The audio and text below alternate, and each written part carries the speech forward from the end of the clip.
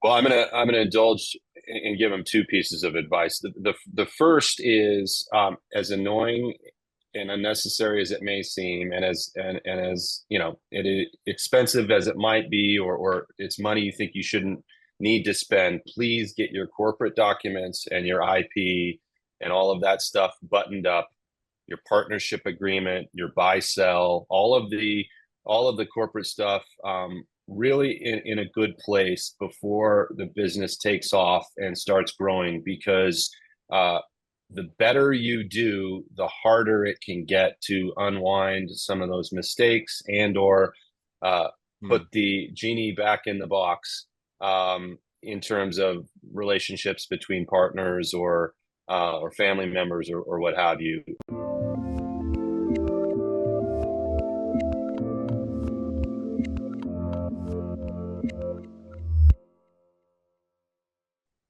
Hey everyone, this is Devin Miller here with another episode of The Inventive Journey. I'm your host, Devin Miller, the serial entrepreneur that's grown several startups into 7 and 8 figure businesses, as well as the founder and CEO of Miller IP Law, where he helps startups and small businesses with their patents and trademarks. If you ever need help with yours, just go to strategymeeting.com, grab some time with us to chat, and we're always here to help. Now, today we've got another great guest on the podcast, Brett Story. And Brett started his journey being interested in politics in high school. Went off to college, got a degree in poli sci, and then went off and got a law degree. Went to work in doing trial work and litigation, and then transitioned over to a corporate practice. Moved back to Denver, went to a large law firm, and then a small law firm doing some more corporate law work. At the small law firm, helped small family businesses. Wanted to move from being a lawyer to being more in investment banking. So founded an investment banking firm with a couple other founders and has been helping small businesses ever since. So with that much as an introduction, welcome on the podcast, Brett. Thanks so much, Devin. It's great to be here. It's amazing how you can capture a whole lifetime in a few seconds. And it doesn't feel like it adds up to much, but no, I'm just kidding. Absolutely. Condense everybody's life into just a few sentences. So no, but with that, I'm definitely excited to have you on. And why don't we rewind and unpack this things a bit? So tell us a little bit about how your journey got started in high school, liking politics. Well, I think it started with my father, who was always sort of into politics and current affairs, and we would discuss things, whether it's over the dinner table or in car rides to and from sports practices. And I remember dating myself a bit, getting dropped off at the library and kind of seeking out different books for an afternoon that were in the politics or history sort of realm. So it's just always been an interest of mine, and something even to this day I try and keep up with a bit. Now you start out the journey with being interested in politics, and so you go off to college and get a political science degree, and then go off to law school and get a law degree. Is that right? Yeah, that's right. I sort of realized in college there were a couple of routes I could take, and the law had always been somewhat of an interest to me as well. So made the commitment to buckle down and go get that law degree. And even though I don't practice law, it's such a valuable tool to have and background to have, and I'm very glad that I did go through that. Now, so you went into law school. Now, what was the initial plan of, or as you were coming out, as far as what you wanted to do, or kind of the direction you were going to be headed? Yeah, going into law school, I thought I was going to be a trial attorney. I really liked the back and forth nature, the competitive nature. It reminded me a little bit of athletics and sports. And there were certainly elements of litigation I really enjoyed when I first started working out of school in Miami.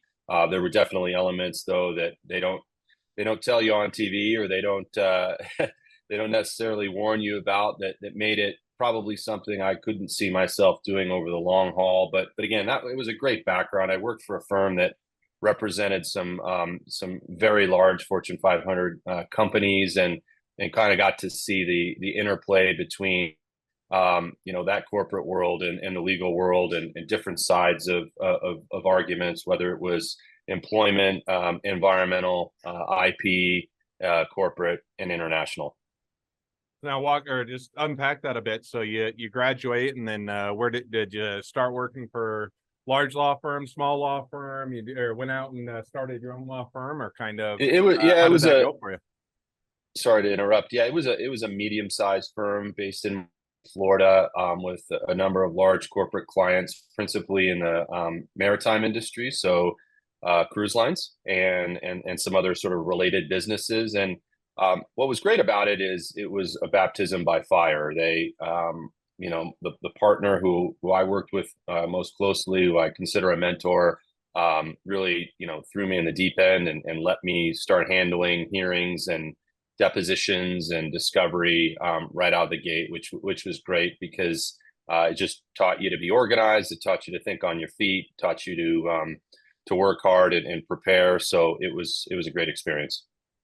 Now, how long did you just stay at that firm, or how long did you work for that law firm? I was there for 3 years before deciding it was the time to move back to Denver, Colorado, where I'm from, to be nearer to family. Now, what kind of what made you decide to make that decision? Sometimes it's just, hey, I'm worn out, want to make a change. Other times it's, hey, family has health issues, or you're looking to, to be closer to family, just so it's not as long of a travel. But kind of what prompts you to go in that direction? It was probably a little of both. So I've moved around a bunch over my life. I've lived overseas in the UK. I've lived in multiple spots growing up, and so I'm somebody who's comfortable moving and trying out a new city. South Florida was great, but at the end of the day, I sought out a better quality of life for me and that I desired to have at one point, and also to be closer to my parents and my brother and extended family in this part of the world. Which, there's a reason that a lot of people go and leave Colorado when they're younger, and always seem to find their way back. It's a pretty great place to live, much like Salt Lake, where I've also lived, and so the Mountain West is always sort of been home. And from values to the weather to the outdoor lifestyle, it's a place I wanted to be. No, makes perfect sense. So you're coming back to where you grew up, or where family was. So did you decide, hey, I'll just continue down the law firm corporate route, litigation route, or kind of walk us through as you're moving back home a bit, what that looked like? Yeah, the first hurdle was having to take the bar exam again, which was interesting after you had already been working and kind of were in your routine, having to buckle down and study for that test again. But I also viewed it as an opportunity to transition into corporate law. I had met some friends that were in corporate. I'd met some friends that were in investment banking, and the idea of working with businesses and business owners really appealed to me. Sort of a blend of litigation where you're helping and dealing with personalities, but also maybe a more constructive application of the law as opposed to destructive, which litigation can sort of feel like. So I took that opportunity and was fortunate enough to land a great position at a large regional law firm here in Denver in their corporate practice. Oh, sounds like it was a great so now you make that jump over, you make that shift now. Was it something where you enjoyed it and loved it? It was a good transition, good move, or it was kind of, hey, this is a bit more of the same, or it still doesn't scratch quite the right itch and I want to go different direction? Or kind of walk us through, because sometimes you switch types of law, and you tend to find that you love and enjoy it, and other times you find yourself wanting to go back, and other times you're just wanting to leave the practice of law or entirely. So walk us through a little bit as you made that transition, both in location and types of law, how that went for you. Yeah, that's astute. And your hat that says entrepreneur is really what it came down to. I realized that it wasn't the law that was the issue with me not really feeling that satisfied, but it was more a sense of wanting to kind of control my own destiny a little bit more. And I didn't necessarily see the path in law to wanting to strike out on my own and try and build a practice that way. I really enjoyed helping these business owners win. I can remember one of the first deals that I did as a lawyer.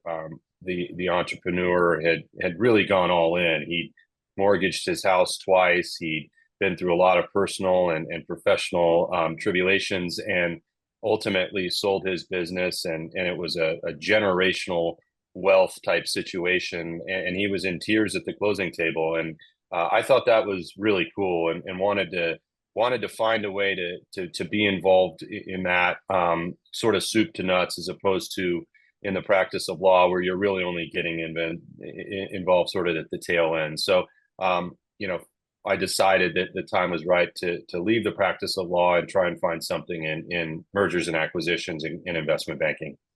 So now, so certainly understand, or finding out, some people get into law and they love it, and it's just what they thought of, and other times people get into it and say, "Hey, this isn't for me, or not the direction I want to go." And so it sounds like, as you're saying, "Hey, okay, this maybe not be the long term fit for me, or not what I want to do."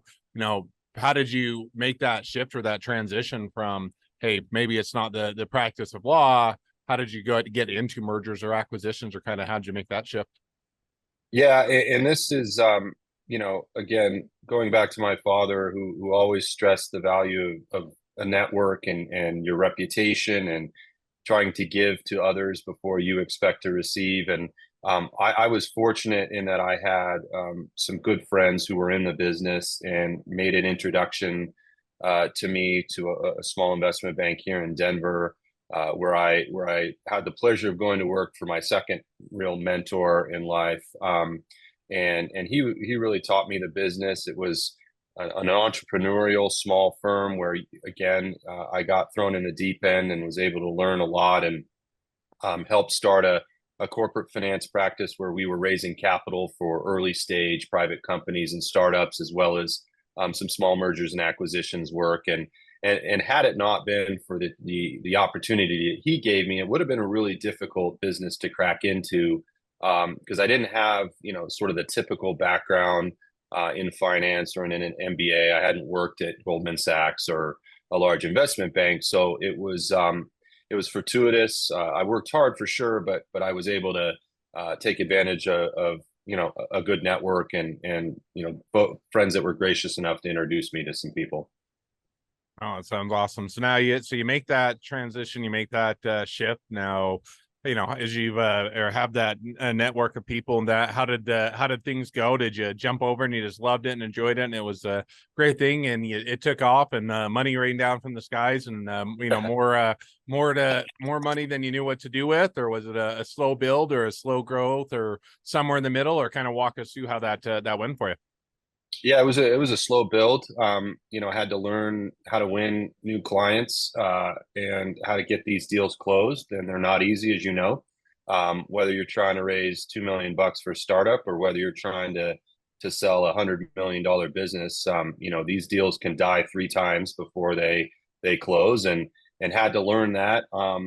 And my time at this firm sort of coincided with the founder, you know getting basically to a point of being ready to retire and sort of downshift. And I had met my now two partners, Bobby and Andrew, while working at this old firm, and we decided that there was no time like the present to launch our own thing, and that's really what changed my life, certainly professionally, but even personally, was taking the leap of faith to going out and starting my own firm. Now, and so you start the firm now. What, or kind of give us an idea? What was the time frame, or when did you get the firm started? We started in 2013, so we've just celebrated 10 years in business. Now, so over that 10 years, kind of walk us through that evolution. Typically, there's a difference between the first year you get started, or even the first few years, figuring out the marketplace, figuring out your customers, figuring out how to bring people on, how to offer good services, how to differentiate yourself. And then there's the evolution of now formalizing it, growing, bringing people on. So walk us through a little bit of that progression over the 10 years. Did it stay pretty status quo, or did it evolve, or how did that play out?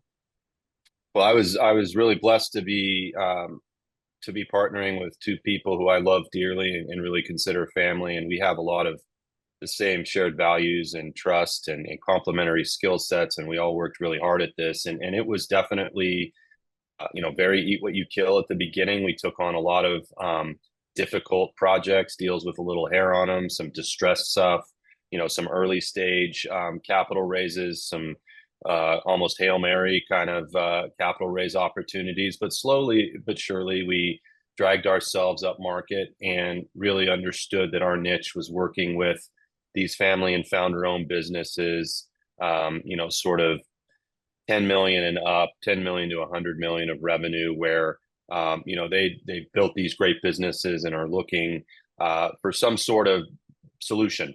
Sometimes that's just taking some chips off the table capital wise. Sometimes that's an outright sale where they're walking away. Sometimes it's somewhere in between where they're looking for some chips off the table, but also a partner to help them get to the next level. And so that's really our focus. And the other thing I'll mention is we got the opportunity to buy a broker dealer, which is the FINRA and SEC entity that allows us, allows folks in the securities business to do what we do. And we built a side business that's really become instrumental, providing licensing and regulatory services for a bunch of other investment bankers around the country. And the problem that solved is recurring revenue, right? Because in the deal game, these deals can take 6 to 9 months to close. When they close, it's great. Everyone's celebrating their big fees, but there can be some lean times in between them closing.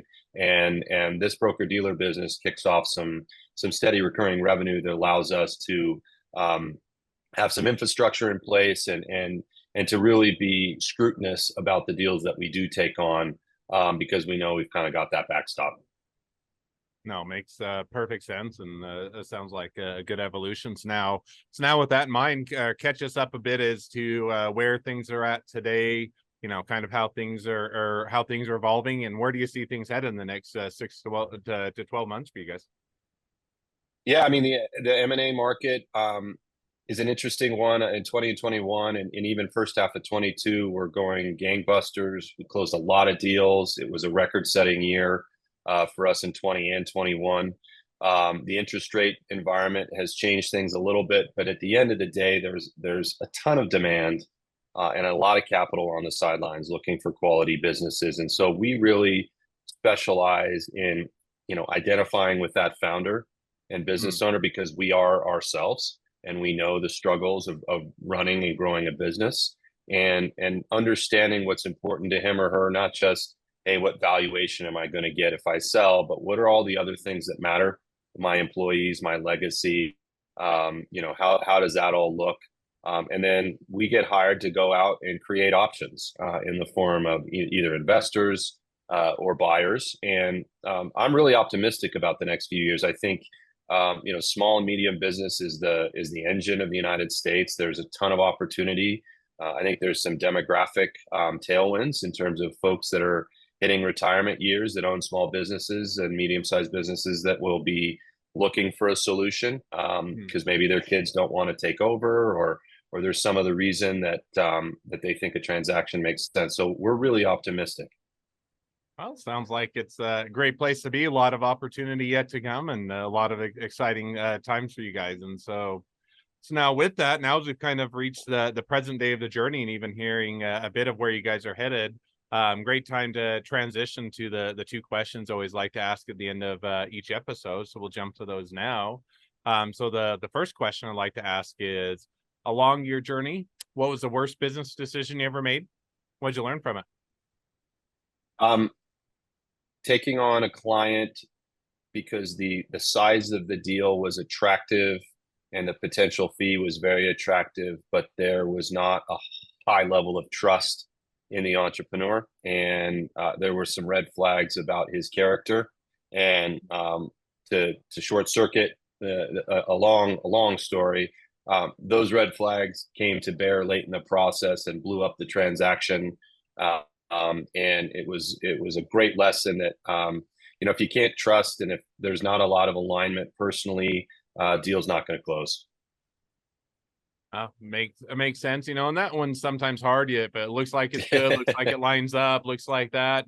Sometimes you get excited, or you're willing to overlook, some of those red flags. You're willing to, kind of push those aside just because you're excited about the deal and the possibilities, and yet oftentimes that's where you tend to make the mistakes because you're looking at what it could be rather than or taking the time to slow down and look what maybe in actuality. And so definitely an easy mistake to make, but a great one to learn from.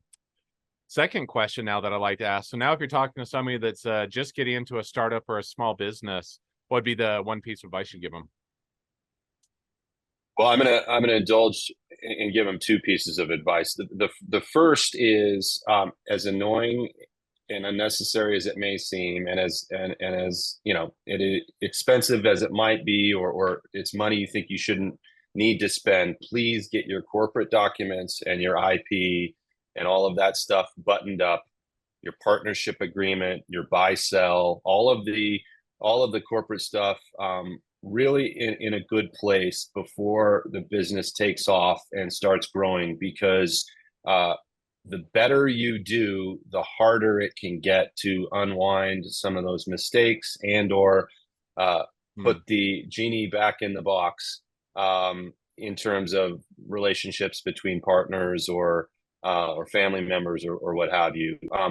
But the other one is more esoteric, which is sort of give before you get. Try and do right by people. Try and do the right thing. Try and be generous with your time, and that's, in my experience, those things tend to come back in spades. No, I think that that's all some great piece of advice, great takeaway, and certainly something to incorporate and take to heart. So, well, now as we do wrap up the episode, if people want to reach out to you, they want to be a customer, they want to be a client, they want to be an employee, they want to be an investor, they want to be your next best friend, any or all of the above, what's the best way to reach out to you, contact you, find out more? Yeah, I'm on LinkedIn and active on LinkedIn. Easy to find there, or just Brett, Brett, at Brighthorn, BRITEHORN.com.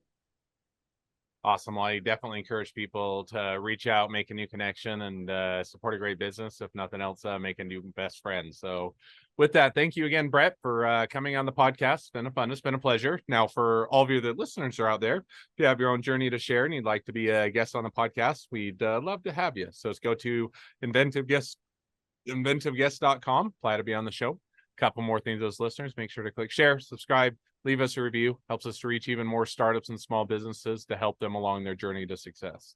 And on that note, if you ever need help along your journey with any patents or trademarks or anything else with your startup or your small business, just go to strategymeeting.com, grab some time with us to chat, and we're always here to help. Well, thank you again, Brett, for coming on the podcast, and wish the next leg of your journey even better than the last. You too, Devin. It was a pleasure. Thanks so much for having me.